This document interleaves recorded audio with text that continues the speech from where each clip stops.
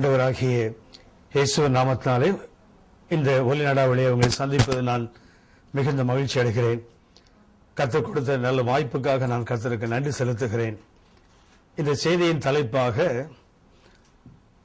வீட்டிலே வருகின்ற குஷ்ட தோஷம் என்பதாக நான் எடுத்துக்கொண்டிருக்கிறேன். ஆங்கிலத்தில் சொன்னால் லெப்ரசி இன் a ஹவுஸ். வழக்கமாக நாம் அறிந்திருக்கிறோம், குஷ்டரோகம் என்பது மனிதனுக்கு வருவது. மனிதனுக்கு வந்தால் அதை ரோகம் என்று சொல்லுகிறார்கள். ஆனால் வீட்டுக்கோ நாம் உடுக்கின்ற ஆடைகளுக்கோ குஷ்டரோகம் வந்தால் அதற்கு வேதத்தில் குஷ்ட தோஷம் என்று சொல்லுகிறார்கள். நாம் அறிந்திருப்பது போல இயேசு வருவதற்கு முன்பாக அவருக்கு முன்னோடியாகிய யோவான் ஸ்நானனை பற்றி சொல்லும் போது, இயேசு மெசியா வருவதற்கு முன்பாக எலியா வருவார். எலியா வந்து பிதாக்களுடைய இதயத்தை பிள்ளைகளுக்கும் பிள்ளைகளுடைய இதயத்தை பிதாக்களிடத்துக்கு திருப்புவார் என்று வேதம் சொல்லுகிறது. அதாவது மேசியா வரும்போது குடும்பங்கள் சரிப்படுத்தப்பட வேண்டிய ஒரு நிலையில் இருக்கும் என்று வேதம் சுட்டிக்காட்டுகிறது. மல்கியா 4ஆம் அதிகாரம் 4, 5, 6 வசனங்களை வாசிக்கும் போது நாம் அதை கவனிக்க முடியும். மேசியா வருவதற்கு முன்பாக, இன்னும் சொல்லப்போனா இயேசுவினுடைய முதலாம் வருகைக்கு முன்பாக மேசியாவுக்கு முன்னோடியாக வருகிறவர் பிதாக்களுடைய இதயத்தை பிள்ளைகளுக்கும் பிள்ளைகளுடைய இதயத்தை பிதாக்களுக்கும் திருப்புவார் என்றால் குடும்ப வாழ்க்கை சரியாக இல்லை, அல்லது குடும்பங்கள் சரிப்படுத்தப்பட வேண்டிய நிலையில் இருக்கிறது என்ற அர்த்தம். இது இயேசுவினுடைய முதலாம் வருகை. இயேசுவினுடைய இரண்டாம் வருகைக்கு முன்னாடியும் நாம் இன்றைக்கு பார்ப்போமானால் குடும்பங்கள் குலைக்கப்படுவதை நாம் பார்க்கிறோம். ஆதாமை படைத்த போது தேவன் ஒவ்வொரு நாளை படைக்கும் போதும் கர்த்தர் அதை நல்லது என்று கண்டார் என்று வேதம் சொல்கிறது. 1ஆம் நாளிலே கர்த்தர் வெளிச்சத்தை படைத்தார், அது நல்லது என்று கண்டார். 2ஆம் நாளிலே கர்த்தர் ஆகாயத்தை படைத்தார், அது நல்லது என்று கண்டார் என்று வேதம் சொல்லவில்லை.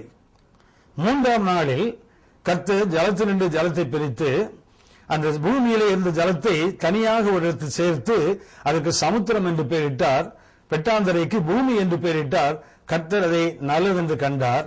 மாத்திரமல்ல, 3ஆம் நாளிலே கர்த்தர் கனிதரும் விருட்சங்களை படைத்தார். மரங்கள், செடிகள் எல்லாவற்றையும் படைத்துவிட்டு கர்த்தர் அதை நல்லது என்று கண்டார். 3ஆம் நாளிலே கர்த்தர் 2 முறை அது நல்லது என்று கண்டார்.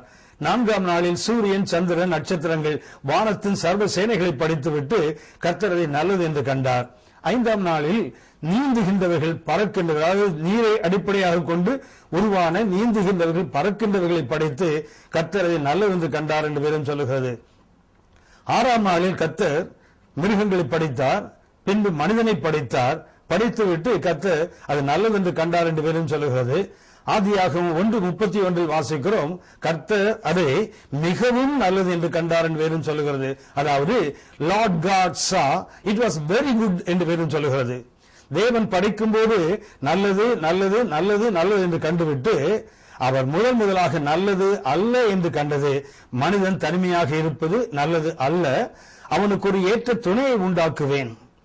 அன்புக்குரியவர்களே, குடும்பம் என்பது மனிதனுடைய சிந்தையிலிருந்து, மனிதனுடைய திட்டத்திலிருந்து வரவில்லை, தேவனுடைய சிந்தையிலிருந்து வந்தது. Family is God's plan. குடும்பம் என்பது தேவனால் உருவாக்கப்பட்ட ஒரு திட்டம். இந்த குடும்பத்துக்கு இன்னொரு வார்த்தையை சொன்னால் வீடு என்றும் சொல்லலாம்.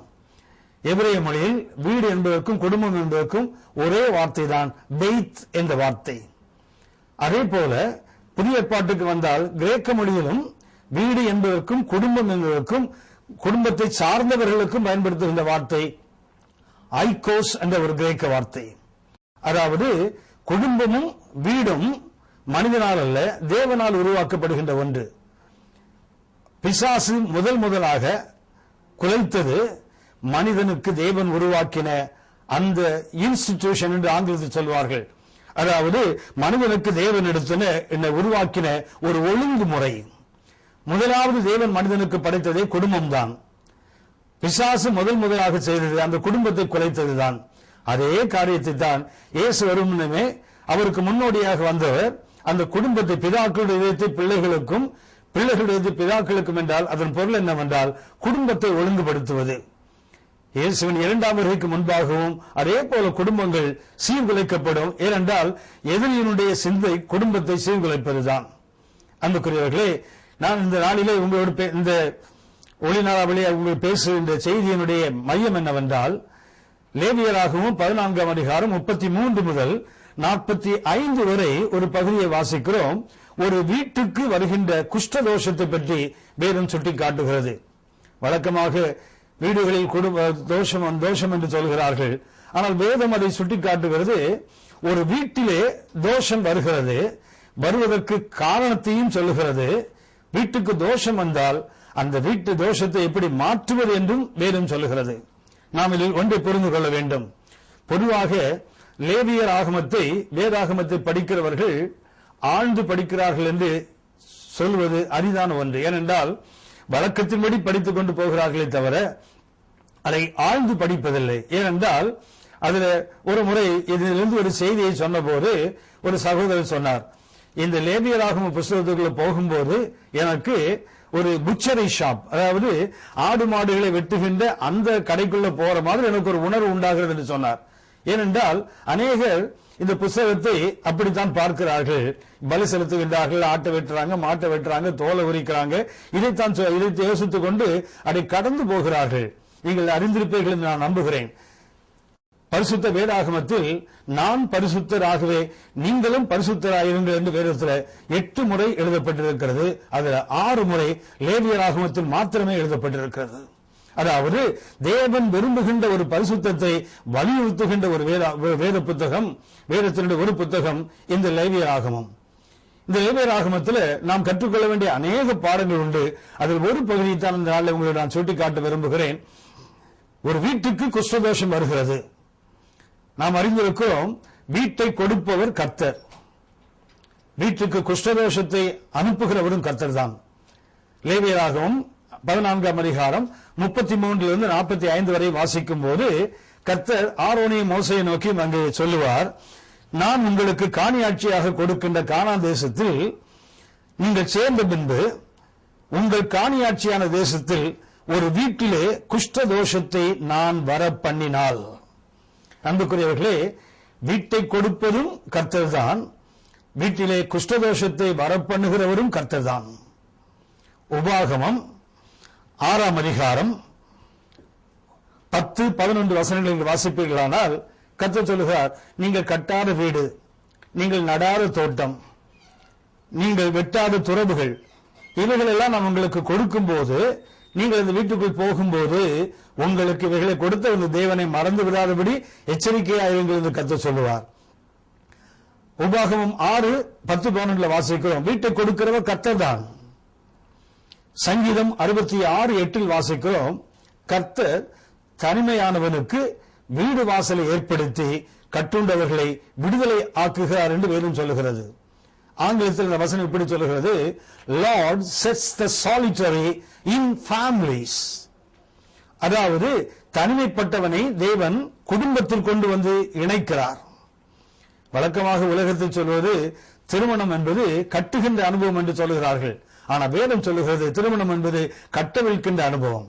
தேவன் தனிமையானவனை குடும்பம் என்ற ஒரு அமைப்புக்குள் கொண்டு வந்து சேர்க்கிறார் என்று வேதம் சொல்லுகிறது. மாத்திரமல்ல, எபிரேயர் 3ஆம் அதிகாரம் 6ஆம் வசனத்தில் வாசிக்கிறோம், நாம் ஆரம்பத்தில் கொண்டிருந்த அந்த நம்பிக்கை, அந்த உறுதியான தேவனை பற்றுகின்ற அந்த நம்பிக்கையை நாம் இறுதி வரை பற்றி கொண்டிருப்போமானால் நீங்களும் நானுமே அவருடைய வீடாக இருப்போம். ஆகவே வீட்டை கொடுக்கிறவர் கர்த்தர்.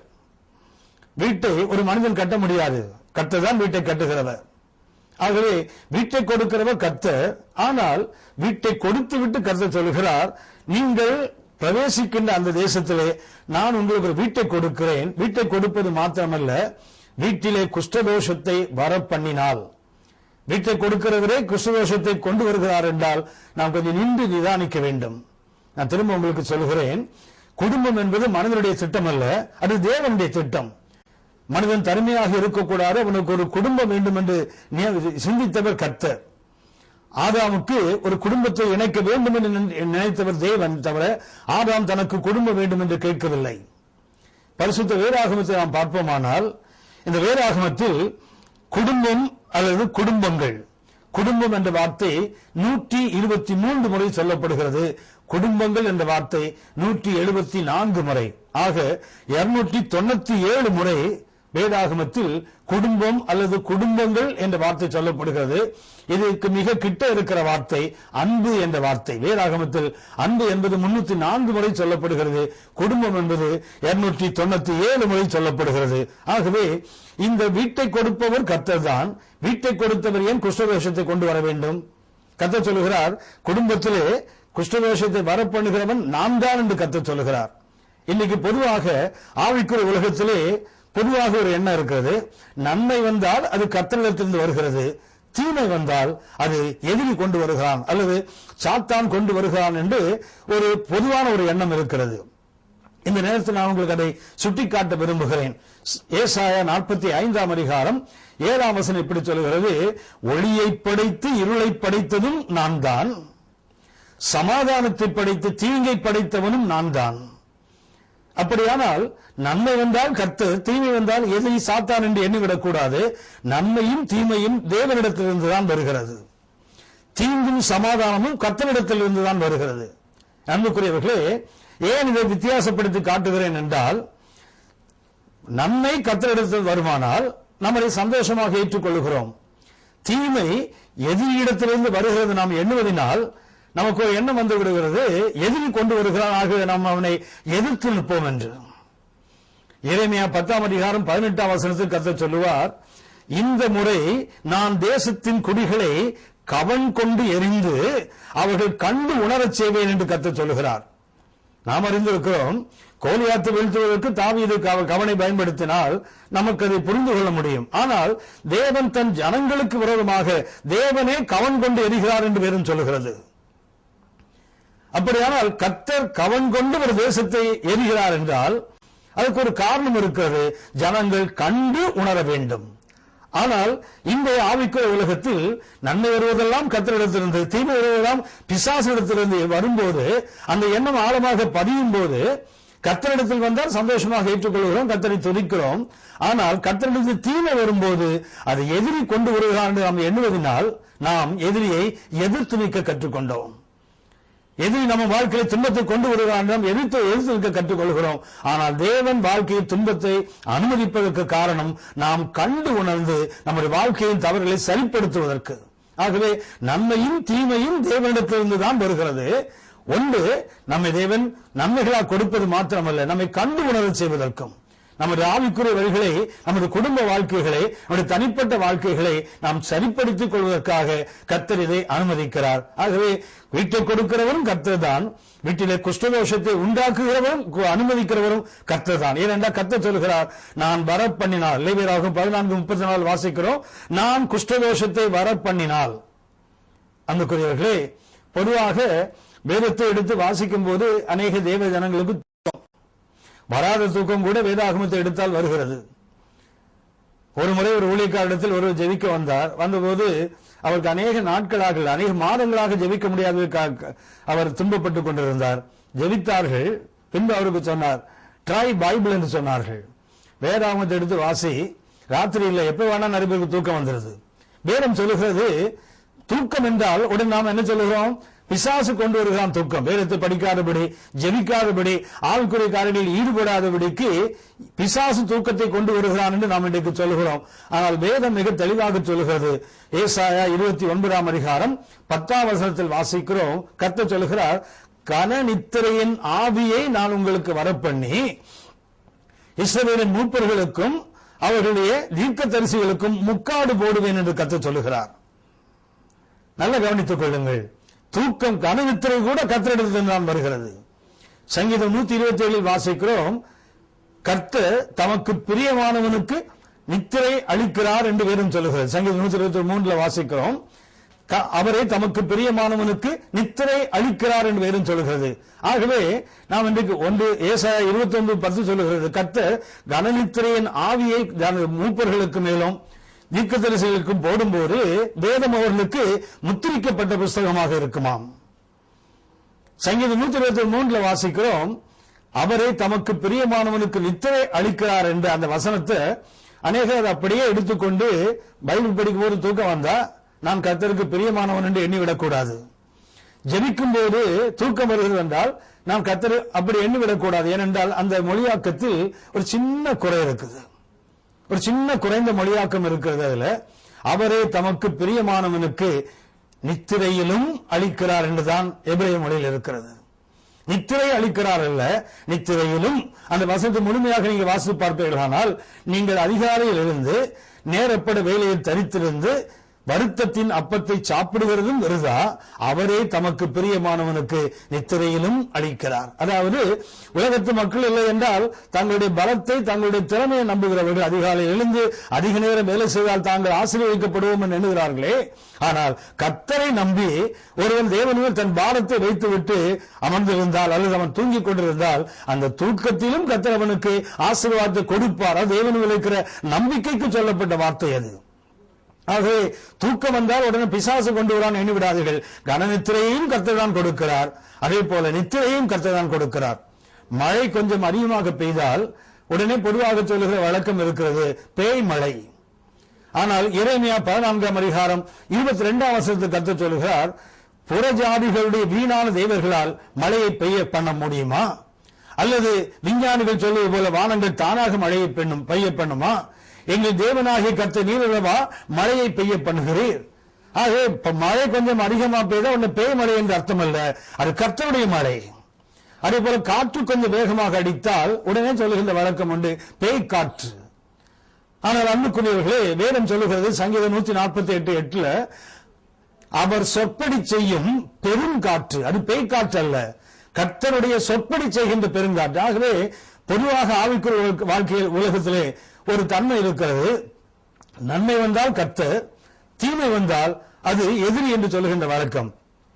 நாம் கவனிக்கிற இந்த வேத வசனம் லேவியராகமம் 14:34 வாசிக்கிறோம், நான் குஷ்டதோஷத்தை வரப்பண்ணினால், அதாவது வீட்டை கொடுக்கிறவரே குஷ்டதோஷத்தை கொண்டு வருகிறார். ஆகவே நம் வாழ்க்கையில குறிப்பாக குடும்பம், நான் முதலில் சொன்னேன், இயேசுவினுடைய வருகை 2ஆம் வருகையினுடைய அடையாளத்தில் மிக முக்கியமானது குடும்பம் என்ற அமைப்பு சிதைக்கப்படுகின்றது. இன்றைக்கு கணவன் மனைவியாக இருக்கிறவர்களே முகமுகமாய் வந்து பேசுகின்ற அனுபவம் இன்றைக்கு அநேகருக்கு இல்லை.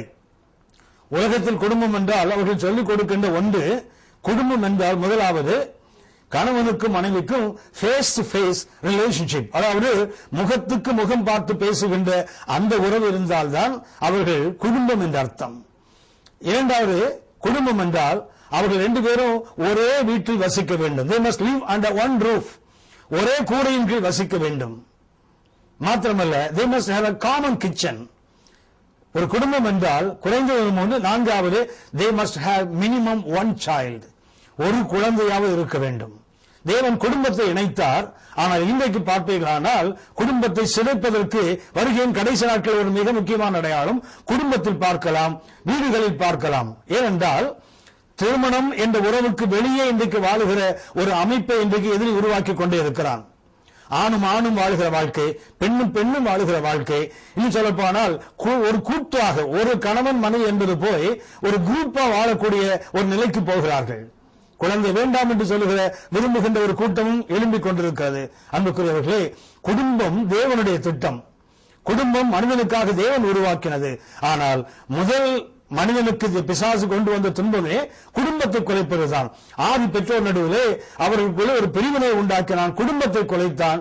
அதே எதிரி இன்றைக்கும் செய்து கொண்டிருக்கிறான். ஆகவே குடும்பத்தில் குஷ்டதோஷம் வருகிறது என்றால் நீங்கள் நானும் கவனமாக இருக்க வேண்டும்.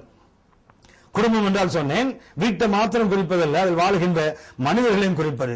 வேதத்தின்படி நான் உங்களுக்கு ஏன் வீடுகளில் அல்லது குடும்பத்தில் குஷ்டதோஷம் வருகிறது என்பதற்கு 3 காரணங்களை நான் சுட்டிக்காட்டுகிறேன். வேதாகமத்தில் முதலாக குஷ்டரோகம் வந்தது ஒரு பெண் என்றால், அந்த பெண் யார் என்றால் நம்ம தெரிந்தவர்கள் தான். ஒரு ஆச்சரியமான ஒன்று, வேதத்தில் முதலாவதாக பெண்ணுக்கு வந்ததே மீரியாம் என்ற ஒரு பரிசுத்த வாட்டிக்குத்தான். ஒரு பாவிக்கு வரல குஷ்டதோஷம், இல்லைன்னா ஒரு பொல்லாதவனுக்கு வரவில்லை. வேதாகமத்தில் குஷ்டரோகம் வந்தது ஒரு பரிசுத்த வாட்டிக்கு. இன்னும் சொல்ல போனால் இஸ்ரவேலின் முதல் தீர்க்கதரிசினி அவர்கள்தான். யாத்திராகமம் 15ஆம் அதிகாரம் 20-21 வசனங்களை பார்ப்பீர்களானால் அங்கே வேதாகமத்தின் முதல் தீர்க்கதரிசினி அது மீரியாம் என்று வாசிக்கிறோம். மாத்திரமல்ல, அவர்கள் தேவனை மகிமைப்படுத்தி துதித்தவர்கள். ஏறக்குறைய 90 வயதில் அவர்கள் இசைக்கருவிகளை இசைத்துக் கொண்டு கர்த்தர் சிவந்த சமுத்திரத்தை பிளந்து இஸ்ரவேல் ஜனங்களை அழைத்துக் கொண்டு போன போது கர்த்தர் மகிமையால் வெற்றி சிறந்தார் என்று கர்த்தரை துதித்து மகிமைப்படுத்தினவர்கள். ஆனால் அந்த பெண்ணே உபாகமம் 24ஆம் அதிகாரம் 8-9 வசனங்களில் வாசிக்கும் போது குஷ்டரோகத்துக்கு அடையாளமாக, குஷ்டரோகத்துக்கு ஒரு மாடலாக கர்த்தர் சொல்வது யார் என்றால் இந்த மீரியாமைத்தான். வழியிலே கர்த்தர் மீரியாமுக்கு செய்ததை நினைத்துக் கொள்ளுங்கள் என்று கர்த்தர் சொல்லுகின்ற அளவுக்கு ஒரு பரிசுத்தவாட்டியாக இருந்து, இஸ்ரவேலின் முதல் பெண் தீர்க்கதரிசியாக இருந்து, இஸ்ரவேலின் தேவனை மகிமைப்படுத்துவதற்கு ஜனங்களுக்கு முன்னோடியாக நின்று கர்த்தரை துதித்தவர்களுக்கு, இன்னும் சொல்ல போனால் மோசேயினுடைய இரட்சகர் என்று சொல்லலாம் அந்த பெண்ணை. மீரியாமை மோசேயின் இரட்சகர். ஏனென்றால் அவர் நைலில் அந்த குழந்தையாக பேழையில் வைத்து அவர் தண்ணீரில் விட்டபோது அவரை காப்பாற்றுவதற்கு கர்த்தர் பயன்படுத்தின பாத்திரம் இந்த மீரியாம் தான். ஆனால் அந்த மீரியாம் கிறிஸ்தவர்களாக மாறி நிற்கிறார்கள். குடும்பத்தில் ஏன் கிறிஸ்தவர்கள்? முதலாவது காரணத்தை நான் சுட்டி காட்டுகிறேன். ஆங்கிலத்தில் சொன்னால் ரெபல்லியன், தமிழில் சொன்னால் கலகம். எந்த இடத்துல கலகம் இருக்கிறதோ, எந்த இடத்துல தேவனுக்கு விரோதமாக, தேவன் கொடுத்த அதிகாரங்களுக்கு விரோதமாக கலகம் உண்டாகிறதோ அந்த இடத்தில் நிச்சயமாக குஷ்டரோகம் வரும். குடும்பங்களுக்கு குஷ்டதோஷம் கண்டிப்பாக வரும். ஏனென்றால் நான் உங்களுக்கு சுட்டி காட்டுகிறேன். உபாகம் 4:24-8-9 சொன்னேன். மீரியாமுக்கு குஷ்டரோகம் வந்தது என்று. அவர்கள் குஷ்டரோகம் வந்த நிகழ்ச்சியை நாம் என்னாகமும் 12ஆம் அதிகாரம் 1 முதல் 10 வசனங்கள் நாம் கவனிக்க வேண்டும். ஏன் குஷ்டரோகம் இஸ்ரவேலினுடைய ஒரு தீர்க்கதரிசினிக்கு, இஸ்ரவேலில் கர்த்தரை மகிமைப்படுத்துகிறவர்களுக்கு, இஸ்ரவேல் இரட்சகனாகிய மோசேக்கு இரட்சகராக இருந்தவர்களுக்கு ஏன் குஷ்டரோகம் வருகிறது? ஒரு காரணத்தை சொல்லுகிறேன். என்னாகவும் 12ஆம் அதிகாரம் 1-2 வசனங்களை வாசிப்பீர்களானால், மோசே ஒரு எத்தியோப்பிய பெண்ணை திருமணம் பண்ணியிருப்பார். அந்த எத்தியோப்பிய பெண்ணை திருமணம் பண்ணிய நிமித்தம் மீரியாமும் ஆரோனும் மோசேக்கு எதிராக அவர்கள் பேசுகிறார்கள். இது ஒரு குடும்பம் என்று பார்ப்போமானால், மீரியாம் மோசேனுடைய அக்கா, ஆரோன் மோசேயுடைய அண்ணன். ஒரு அக்கா ஒரு அண்ணன் என்ற முறையில் அவர்களுக்கு அவன் செய்த அந்த திருமணத்தில் உடன்பாடு இல்லாவிட்டால் அவரை தட்டி கேட்பதற்கு அவர்களுக்கு எல்லா உரிமையும் உண்டு. இன்னும் சொல்ல போனால் அவர் ஒரு எத்தியோப்பிய பெண்ணை திருமணம் பண்ணிவிட்டார். எத்தியோப்பியன் உங்களுக்கு தெரியும் என்று நம்புகிறேன். எரேமியா 13:23 வாசிக்கிறோம். எத்தியோப்பியன் தன் தோலை மாற்ற முடியாது.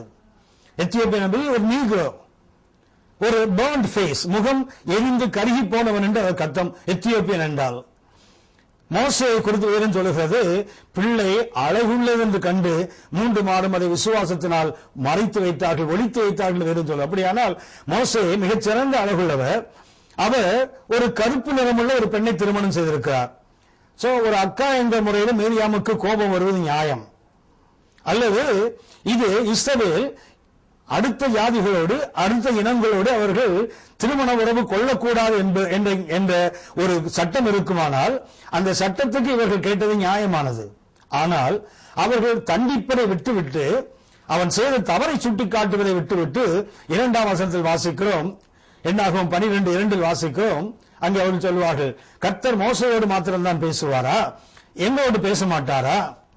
அன்புக்குரியவர்களே, நீங்கள் நானும் இன்றைக்கு ஆவிக்குரிய பிரச்சனையை, குடும்ப பிரச்சனையை இணைத்து பார்ப்பது குடும்பங்கள் இன்றைக்கு சாதாரணமான ஒன்று.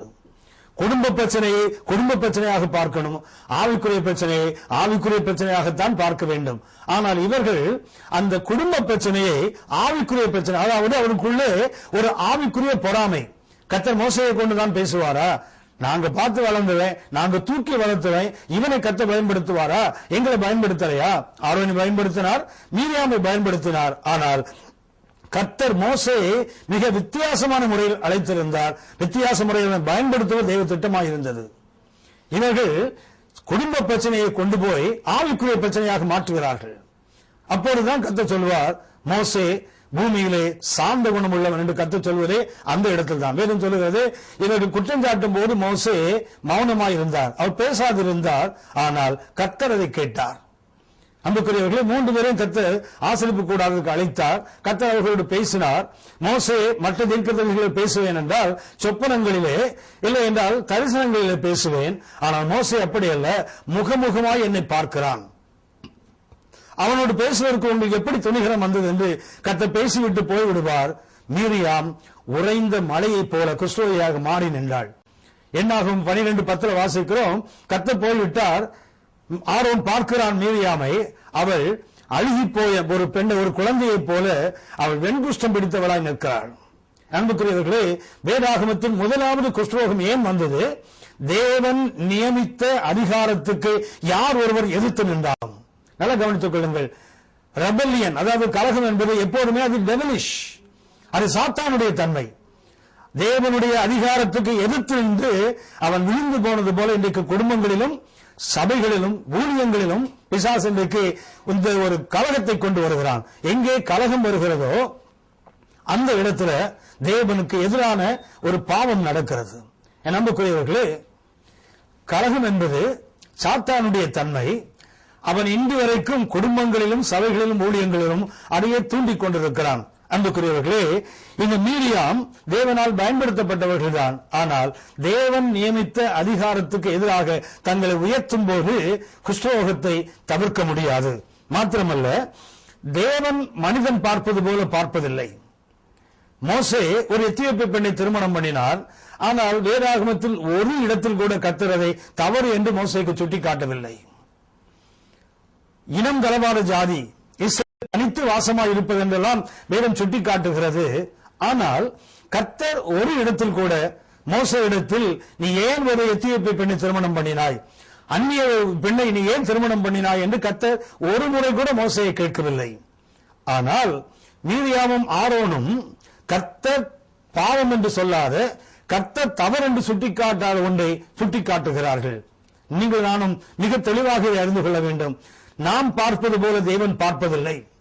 ஆதியாக 9ஆம் அதிகாரத்தில் நோவா திராட்சை தோட்டத்தை பயிரிட்டார். அவர் திராட்சரசம் குடித்து அவர் தன் கூடாரத்துக்குள் அவர் நிர்வாணியாக விழுந்து கிடக்கிறார். அவரை பார்த்தவன் சவிக்கப்பட்டானே தவிர கர்த்தர் ஒரு இடத்தில் கூட நோவாவை அவன் குடித்ததோ இல்லை அவன் நிர்வாணியாக விழுந்து கிடத்ததையோ தவறு என்று கர்த்தர் சுட்டிக்காட்டவில்லை. நீங்களும் நானும் பார்க்கின்ற விதம் வேறு, தேவன் பார்க்கின்ற விதம் வேறு. ஆகவே தேவன் பார்ப்பது போல நாம் பார்க்க கற்றுக்கொள்ள வேண்டும். இல்லாவிட்டால் குடும்பங்களில் நீங்களும் நானும் குஷ்டரோகத்தை தவிர்க்க முடியாது. குடும்பத்துக்கு குஷ்டரோகம் வந்தது தேவன் நியமித்த அதிகாரத்துக்கு எதிர்த்து நின்றால். நாம் எல்லாரும் அறிந்திருக்கிறோம், சபை என்றால் சபையை நடத்துவதற்கு, சபையை மந்தையை மேய்ப்பதற்கு தேவன் ஒருவரை நியமித்திருக்கிறார். அந்த ஒருவனுக்குள்ள அதிகாரத்தை சபையில் உள்ள மற்றவர்கள் எடுத்துக் கொள்வதற்கு தேவன் அனுமதிப்பதில்லை. ஏனென்றால் அது தேவசம்படி பார்ப்பீர்களானால் அதிகாரத்தை 2ஆக பிரிக்கிறார்கள். ஒன்று தேவனிடத்தில் உள்ள அதிகாரம், அதற்கு ஆங்கிலத்தில் இன்ஹெரண்ட் அத்தாரிட்டி என்று சொல்வார்கள், தன்னிலே தான் அதிகாரம் உள்ளவர்கள். இரண்டாவது டெலிகேட்டட் அத்தாரிட்டி, அதாவது தேவனிடத்தில் அதிகாரத்தை பெற்று செலுத்துகிறவர்கள். ஒன்று தேவனுடைய அதிகாரம் இன்ஹெரண்ட் அத்தாரிட்டி, இரண்டாவது டெலிகேட்டட் அத்தாரிட்டி. தேவனுடைய அதிகாரத்தை பெற்று அநேகர் அதிகாரத்தை செலுத்துகிறார்கள். வேதம் சொல்கிறது அந்த தேவன் கொடுத்த அதிகாரத்தை பயன்படுத்துவர்களுக்கு எதிர்த்து நாம் நிற்கும் போது நாம் நம்மை அறியாமலே தேவனுக்கு எதிர்த்து நிற்கிறோம். அதாவது டெலிகேட்டட் அத்தாரிட்டிக்கு நீங்கள் நாம் எதிர்த்து நிற்கும் போது நாம் அந்த